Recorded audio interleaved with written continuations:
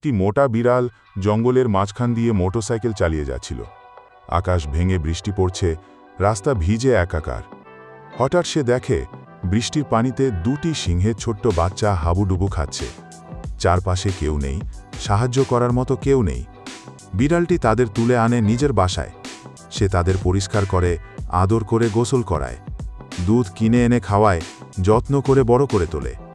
সময়ের সঙ্গে সঙ্গে সিংহের বাচ্চা দুটি বড় হতে থাকে। মাঝে মাঝে বিড়ালটি মুরগি ধরে এনে তাদের খাওয়ায়। একদিন বিড়ালটি গুরুতর অসুস্থ হয়ে পড়ে, নিঃস্ব, দুর্বল আর একা। এদিকে বড় হয়ে ওঠা সিংহ প্রচণ্ড ক্ষুধায় কাতর। আশেপাশে কিছু না পেয়ে তারা ঠিক সেই বিড়ালটিকেই খেয়ে ফেলে, যে তাদের বাঁচিয়েছিল, মানুষ করেছিল। এই গল্প শুধু একটা উপকথা নয়,